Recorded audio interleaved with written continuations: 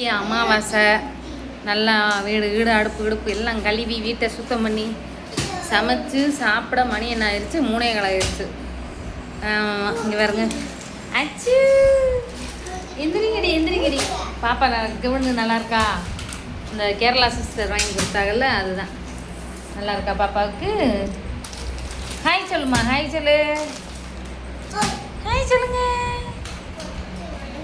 ஆமாம், நாங்கள் எங்கள் மாமியாருக்காக அவங்க போட்டோ தானே இருக்குது. இன்னும் அந்த வீட்டுக்கு போனதுக்கப்புறம் தான் மாமனார் எங்கள் அம்மா போட்டால் எல்லாம் வைக்கணும்னு ஒரு ஆசையெல்லாம் இருக்கேன்.